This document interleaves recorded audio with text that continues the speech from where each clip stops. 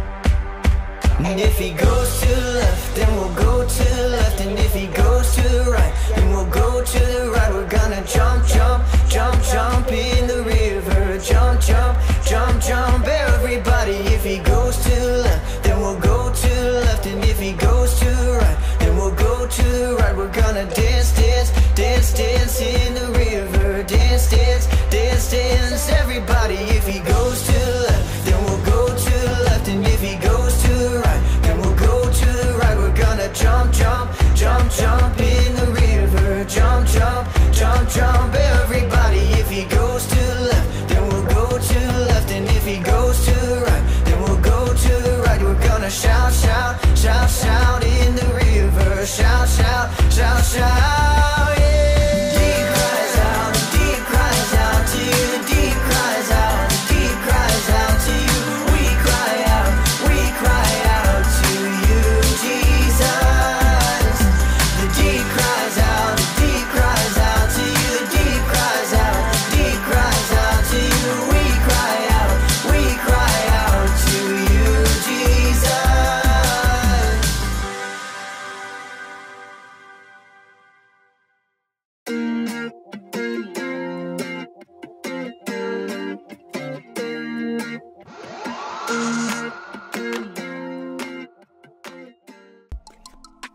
Check. Check.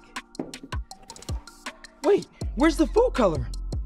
Oh, hey, welcome to Story Lab. This week we're taking a look at the story of someone who wanted to dig a little deeper. Aha! Food coloring. Whew. Food coloring and Story Lab are like PB&J.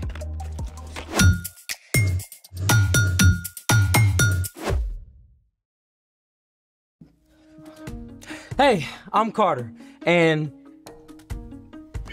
that's it. Okay, then I guess it's my job to let you know that all this month we're talking about ways that we can grow in wisdom, just like Jesus did.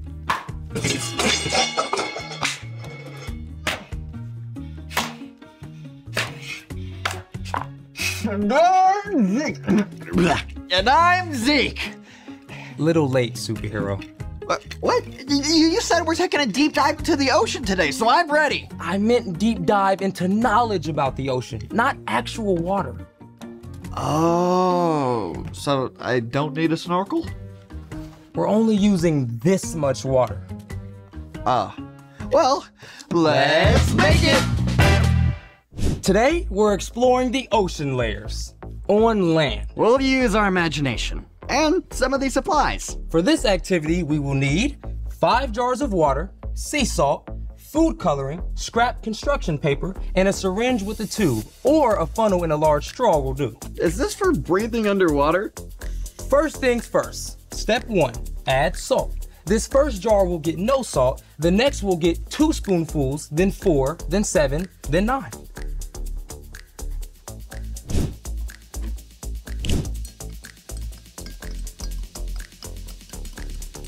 And 4. Now we move on to the next.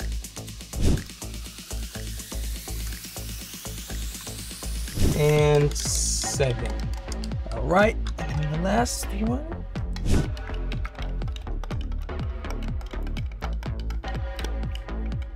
And 9. Oh, excuse me, Zeke.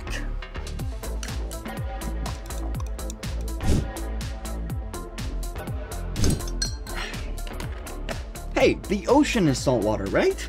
Yep, but we're also adding salt to increase the density of the water. Density just means how tightly the molecules are packed together. Since the different layers have different densities, they'll stay separate. Which brings us to step 2, coloring our layers. We'll put the tiniest bit of sky blue in the first jar, then blue-green 1 drop, then navy blue 1 drop, then purple 2 drops, then black 4 drops.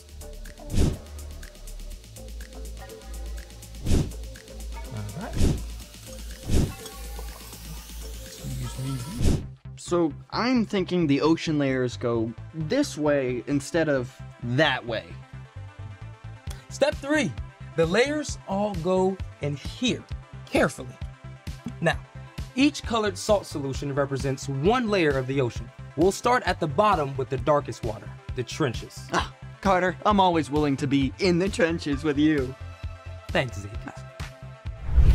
Whew, it's so dark down in the trenches. Yep. Zero sunlight reaches the trenches. And the deeper that you go in the ocean, the higher the density of the water. There's so much we don't know about the deepest parts of the ocean, but we do know that sea cucumbers and starfish live there. All right. Now we're going to pour in the rest of the layers. Because each color is a different density, they should layer rather than mixing. But it's a little tricky, so we're using this tube and some paper to help.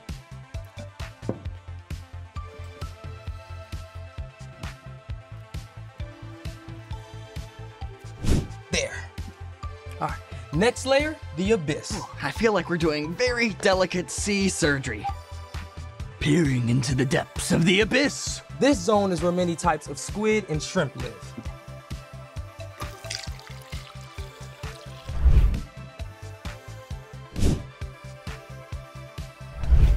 It all kind of looks the same. You know what we're missing? Light. Ah. Here it is. Oh, You see? yeah. All right, okay. Now for the next layer, the midnight zone. In the midnight zone, we find anglerfish and the ever-popular blobfish. That looks so cool. That's great. Okay, next. The twilight zone. We get a little more light reaching down here.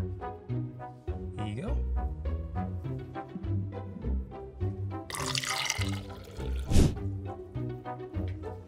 The Twilight Zone, home of jellyfish and octopuses, octopi, octopodes? All right. And finally, the sunlight zone, our lightest solution both in color and density. You ready? Yep. Sunlight. Almost done. Yep. In the sunlight zone, we find sea turtles, clownfish, flying fish, manatees, dolphins, tuna fish, blue whales, and so Much. more. Oh, dude, this is awesome sauce. It's so cool how the layers stay separate. Yeah, the ocean covers almost 3/4 of the Earth's surface, and we only know details of about 1/3 of the ocean's animals. And every year, almost 2,000 ocean animals are discovered. The deeper we go, the more there is to learn. Speaking of, it's time for... The story before the story. Today, we're in the 3rd book of the New Testament, Luke. God made a perfect world, but people turned away from God. From the very beginning, God had a plan to restore us to relationship. Even when the people turned away, over and over again, God remained faithful. At the perfect time, God sent a rescuer in the form of a baby, God's very own son, Jesus.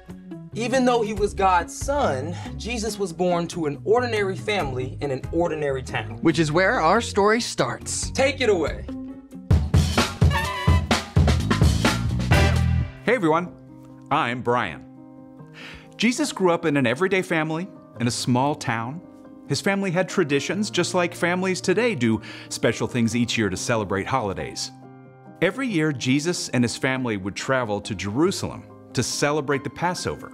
During Passover, the Jewish people remembered how God delivered them from enslavement in Egypt. When Jesus was 12 years old, he journeyed to Jerusalem with his family, as usual.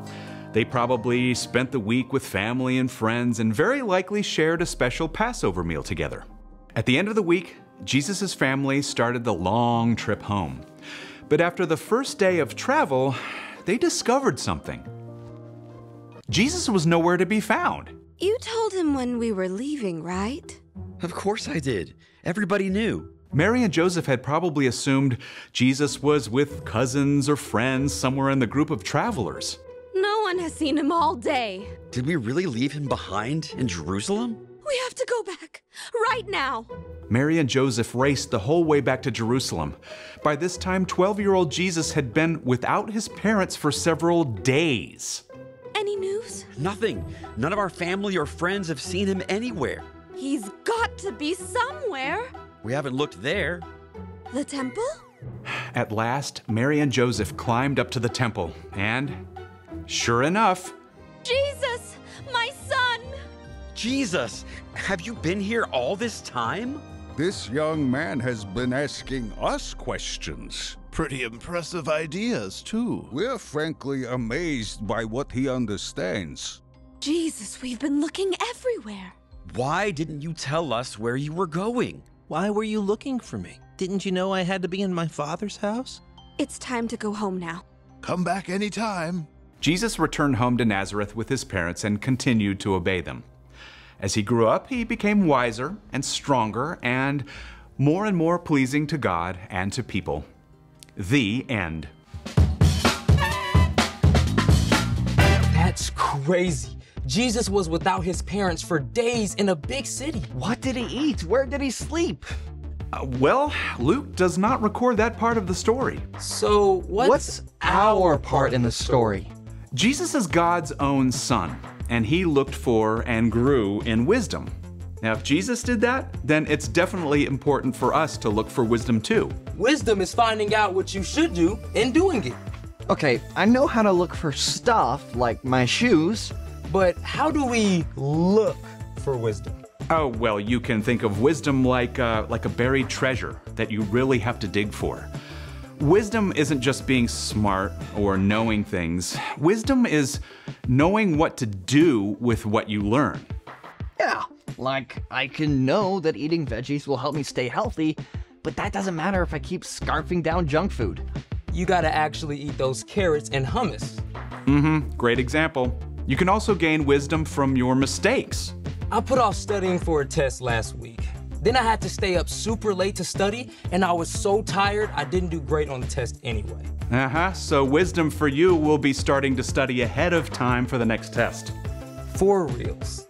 You can learn wisdom from other people too, both from wise choices that they've made and also from the times that they've failed. It could be your parents, a favorite aunt or uncle, or a small group leader. I like hanging out with my grandpa. He's also got amazing stuff to say. Back in my day. Well, most importantly, we can ask God for wisdom. In the book of James, we read, "If any of you needs wisdom, you should ask God for it. He will give it to you." So we gain wisdom by asking first. So we can know what to do. And then do it. I think you got it, wise guys. See you next time. So, here's the thing. Wisdom is worth searching for. Speaking of searches, you think there might be any treasure buried at the bottom of this ocean? As a matter of fact, there is. Are you joking? For reals? Yeah, I buried our lunch money in quarters. Oh, we get to dig for buried treasure. Thanks for joining us for the Story Lab. See you next time. Okay, should we use the syringe? Or maybe the tiniest shovel. Why not both? All right, let's do it.